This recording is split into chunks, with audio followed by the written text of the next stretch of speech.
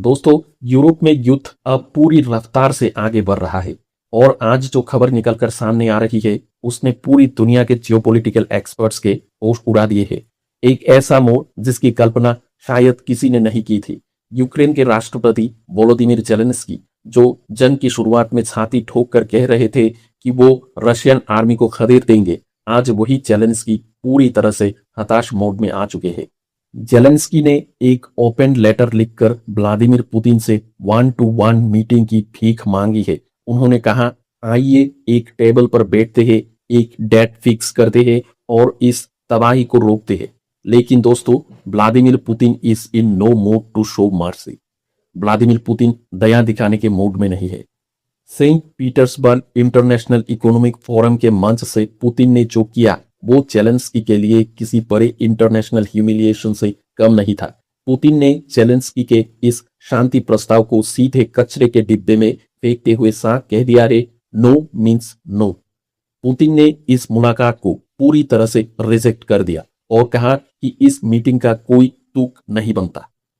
लेकिन कहानी सिर्फ इतनी नहीं है कि पुतिन ने मना कर दिया। पुतिन अब पहले से कहीं ज्यादा रूथलेस, अनफॉरगिविंग और एग्रेसिव हो चुके हैं। उन्होंने साफ कसम खाई है कि जब तक रूस के वार गोल्स यानी युद्ध के लक्ष्य पूरे नहीं होते तब तक रशियन टैंक और मिसाइलें शांत नहीं बैठेगी। आखिर जेलेंस्की अचानक इतने लाचार क्यों हो गए? पुतिन के इस भयंकर एग्रेशन के पीछे का असली मास्टर प्लान क्या है और अब इस पूरी दुनिया पर इसके क्या भयानक नतीजे होने वाले हैं? चलिए सबसे पहले टाइमलाइन को समझते हैं और चलते हैं सेंट पीटर्सबर्ग। मौका था Saint Petersburg International Economic Forum का। इसे कभी रशियन davos कहा जाता था, जहां वेस्टर्न कंट्रीज के बड़े बड़े अरबपति और इन्वेस्टर्स आते थे। हालांकि प्रतिबंधों के बाद चेहरा बदल चुका है, लेकिन पुतिन का रुतबा आज भी वही है। इस फोरम की शुरुआत से ठीक 2 दिन पहले यूक्रेन ने एक बहुत बड़ा जुआ खेला था। यूक्रेन ने सेंट पीटर्सबर्ग के एक बड़े ऑयल टर्मिनल पर ड्रोन अटैक कर दिया था। वेस्टर्न मीडिया में हेडलाइंस बनने लगी कि यूक्रेन ने पुतिन के घर में घुसकर हमला किया है, अब पुतिन बैकफुट पर आ जाएंगे। लेकिन व्लादिमीर पुतिन को समझना वेस्टर्न मीडिया के बस की बात नहीं है। पुतिन जब स्टेज पर आए तो उनके चेहरे पर ना तो कोई शिकन थी और ना ही कोई डर। जब इंटरनेशनल जर्नलिस्ट ने उनसे यूक्रेन के ड्रोन हमलों और जेलेंस्की के उस लेटर के बारे में पूछा जिसमें जेलेंस्की ने डायरेक्ट मीटिंग की मांग की थी, तो पुतिन ने जो जवाब दिया उसे ध्यान से सुनिए। पुतिन ने मुस्कुराते हुए कहा, मुझे इस मुलाकात का कोई लॉजिक नजर नहीं आता। बातचीत हमेशा बराबरी के स्तर पर होती है। अगर यूक्रेन को सच में शांति चाहिए तो उनकी सेना पहले हमारे आगे बढ़ने को रोके। हमारे मिलिट्री एक्सपर्ट्स पहले बैठेंगे, शर्तें तय करेंगे, उसके बाद ही किसी लीडर की मुलाकात का सवाल उठता है। पुतिन ने न सिर्फ जेलेंस्की के ओपन लेटर को खारिज किया, बल्कि उन्होंने वैश्विक मंच पर जेलेंस्की के राजनीतिक अहंकार को भी चकनाचूर कर दिया। इस बयान का सीधा और साफ मतलब ये था कि पुतिन जेलेंस्की को इस लायक भी नहीं समझते कि वो उनके साथ एक कमरे में बैठकर बात करे। पुतिन के लिए जेलेंस्की की ये गुहार एक शांति की अपील नहीं थी, बल्कि यूक्रेन की हार और लाचारी की सबसे बड़ी सबूत थी। जब जेलेंस्की को ये जवाब मिला तो कीव में खलबली मच गई। जेलेंस्की ने तुरंत सोशल मीडिया पर आकर पुतिन को कमजोर और डरपोक बताने की कोशिश की, लेकिन पूरी दुनिया देख रही थी कि इस वक्त फ्रंट लाइन पर कौन मजबूत है और कौन कमजोर। अब यहाँ एक बहुत बड़ा सवाल उठता है, आखिर जेलेंस्की अचानक इस बेगिंग मोड में क्यों आए? जंग के शुरुआती सालों में तो वो कहते थे कि जब तक रूस क्रीमिया और डोनबास से अपनी सेना पूरी तरह नहीं हटा लेता वो पुतिन का चेहरा तक नहीं देखेंगे। तो फिर आज ऐसा क्या बदल गया कि उन्हें पुतिन को सीक्रेट और ओपन लेटर लिखने पड़ रहे हैं? इसके पीछे 3 बहुत बड़े और कड़वे कारण हैं जिन्हें वेस्टर्न मीडिया छुपा रहा है। पहला कारण weapon and ammunitions dependency. Ukraine अपने दम पर यह जंग नहीं लड़ रहा था। उसे अमेरिका, ब्रिटेन और नाटो देश वेंटिलेटर पर रखकर जिंदा रखे हुए थे।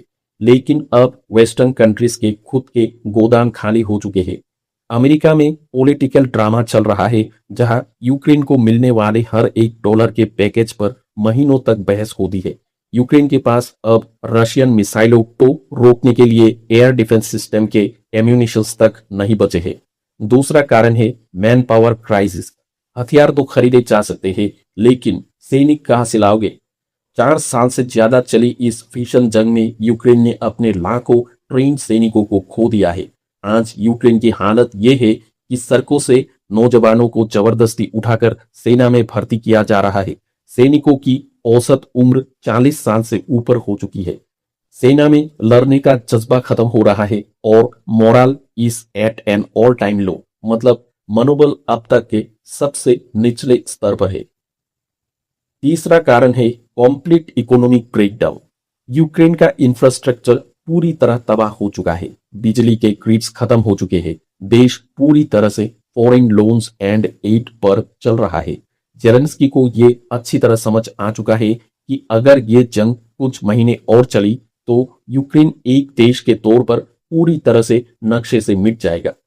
यही वजह है कि जेलेंस्की अब अपनी शर्तों को छोड़कर पुतिन के सामने टेबल पर आने के लिए गिड़गिड़ा रहे हैं। अब सिक्के के दूसरे पहलू को देखते हैं। पुतिन इतने एग्रेसिव क्यों है और उनके वो कौन से वार गोल्स है जिन्हें हासिल किए बिना वो रुकने का नाम नहीं ले रहे? पुतिन का गेम प्लान बहुत बड़ा और लॉन्ग टर्म है। वो किसी शॉर्ट टर्म पीस डील के मूड में बिल्कुल नहीं है। पुतिन की शर्तें बहुत ही सख्त और नॉन नेगोशिएबल है। पहली शर्त, total control over annexed regions. रूस ने यूक्रेन के जिन चारों प्रांतों डोनेस्क, लुहांस्क, जापोरिजिया और खेरसान को अपने नक्शे में मिलाया है, पुतिन उन पर 100% रशियन कंट्रोल चाहते हैं। पुतिन का कहना है कि यूक्रेनी सेना को इन इलाकों को तुरंत खाली करना होगा, जो कि यूक्रेन के कुल क्षेत्रफल का लगभग 20% हिस्सा है। दूसरी शर्त, complete demilitarisation of Ukraine. Putin चाहते हैं कि यूक्रेन की सेना को इतना छोटा और कमजोर कर दिया जाए कि वो भविष्य में कभी रूस के लिए खतरा ना बन सके, यानी यूक्रेन के पास भारी हथियार, लंबी दूरी की मिसाइलें रखने का कोई हक नहीं होगा। तीसरी शर्त, official non NATO guarantee. Ukraine को लिखित में देना होगा कि वो कभी नेटो का हिस्सा नहीं बनेगा। पुतिन के लिए ये सिर्फ यूक्रेन के खिलाफ युद्ध नहीं है, ये वैश्विक शक्ति के नियमों को फिर से लिखने का युद्ध है। जब पुतिन सेंट पीटर्सबर्ग में बोल रहे थे तो उन्होंने साफ कर दिया कि वो वेस्टर्न कंट्रीज के किसी भी झांसे में नहीं आने वाले।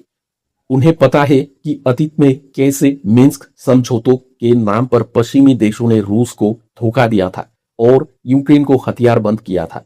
इसलिए पुतिन अब कोई आधी अधूरी डील नहीं चाहते। वो चाहते हैं कि फैसला पूरी तरह से जंग के मैदान में हो, जहां इस वक्त रशियन आर्मी का पलड़ा भारी है।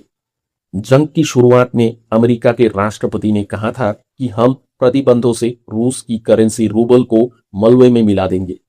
वेस्टर्न मीडिया रोज नैरेटिव चलाता है कि रूस कंगाल हो रहा है।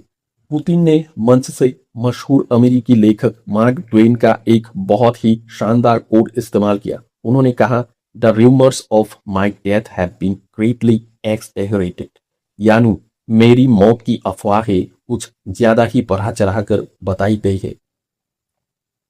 पुतिन का ये तंज सीधे अमेरिका और यूरोप के मुंह पर एक करारा तमाचा था। पुतिन ने डेटा पेश करते हुए बताया कि तमाम प्रतिबंधों के बावजूद रूस की अर्थव्यवस्था चरमराई नहीं है। रूस ने अपने ट्रेड का पूरा रुख पश्चिम से हटाकर पूर्व की तरफ, यानी चीन, भारत और मिडिल ईस्ट की तरफ कर दिया है। आज रूस का ऑयल और गैस रिकॉर्ड मात्रा में बिक रहा है। रूस ने अपनी डोमेस्टिक इंडस्ट्री को इतना मजबूत कर लिया है कि वो अब एक सॉवरेन इकोनॉमी बन चुका है। पुतिन ने गर्व से कहा कि रूस आज भी उसी आर्थिक मजबूती के साथ खड़ा है जहां यूरोप के बड़े बड़े देश संघर्ष कर रहे हैं। हालांकि यूक्रेन के ड्रोन हमले रूस की ऑयल रिफाइनरियों को नुकसान जरूर पहुंचा रहे हैं, लेकिन वो पुतिन की वार मशीन को रोकने के लिए काफी नहीं है। तो दोस्तों, अब बात करते हैं सबसे जरूरी हिस्से की। पुतिन के इस नो और उनके इस भयंकर एग्रेशन के बाद अब दुनिया पर इसके क्या कॉन्सिक्वेंसेस, यानी क्या नतीजे होने वाले हैं। पहला नतीजा, मैसिव रशियन ऑफेंसिव। पुतिन ने सिर्फ शब्दों से एग्रेशन नहीं दिखाया। इस बयान के तुरंत बाद रूसी सेना ने ईस्टर्न फ्रंट पर अपने हमलों की रफ्तार को 3 गुना बढ़ा दिया है। डोनेस्क क्षेत्र में भारी बमबारी शुरू हो चुकी है। पुतिन का मैसेज बिल्कुल क्लियर है, अगर तुमने हमारी शर्तों पर सरेंडर नहीं किया तो हम यूक्रेन को पूरी तरह से शमशान बना देंगे। दूसरा नतीजा, जेलेंस्की पैनिक टूर। पुतिन से मुक्की खाने के बाद जेलेंस्की अब पूरी तरह बौखला गए हैं। वो तुरंत लंदन, पेरिस और बर्लिन के दौरे पर निकल रहे हैं। वो ब्रिटिश पीएम कीर स्टारमर और फ्रांसीसी राष्ट्रपति मैक्रोन के सामने फिर से झोली फैलाएंगे कि पुतिन बहुत एग्रेसिव हो चुका है, हमें पैट्रियट मिसाइलें दो, हमें लॉन्ग रेंज मिसाइलें दो। इसका मतलब है कि वेस्टर्न देश यूक्रेन को और हथियार देंगे और ये जंग कभी ना खत्म होने वाले लूप में फंस जाएगी। तीसरा नतीजा है the complete polarization of the world. इस फोरम में पुतिन के साथ सिर्फ रशियन लीडर्स नहीं थे, वहां अमेरिका की मशहूर कॉन्स्पायरेसी थ्योरिस्ट कैंडेंस ओवेंस और यूरोप के कई धूर दक्षिणपंथी लीडर्स मौजूद थे। ये साफ दिखाता है कि पश्चिमी देशों के अंदर भी अब पुतिन के समर्थन पैदा हो चुके हैं। दुनिया अब पूरी तरह से न्यूक्लियर ब्लॉक में बंट रही है। द बॉटम लाइन ये है दोस्तों कि जियोपॉलिटिक्स का एक बहुत ही क्रूर नियम है। सत्ता के खेल में कमजोरी एक अपराध है और व्लादिमीर पुतिन यहां उस अपराध को दंडित करने के लिए मौजूद है।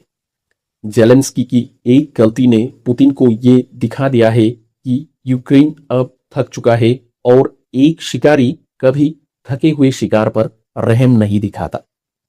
आपको क्या लगता है, क्या जेलेंस्की को पुतिन के सामने इस तरह झुकना चाहिए था या पुतिन का ये अहंकार एक दिन रूस को ले डूबेगा? अपनी राय नीचे कमेंट बॉक्स में जरूर लिखिए। अगर आपको ये डीप और कड़क एनालिसिस पसंद आया हो तो वीडियो को लाइक करें, अपने दोस्तों के साथ शेयर करें और इंटरनेशनल अफेयर्स की ऐसी धांसू वीडियोस के लिए हमारे चैनल जुबेर अहमद एनालिसिस को सब्सक्राइब करना बिल्कुल ना भूलें। मिलते हैं अगले वीडियो में एक नए एनालिसिस के साथ। तब तक के लिए अपना ख्याल रखिए। Thank you so much. जय हिंद।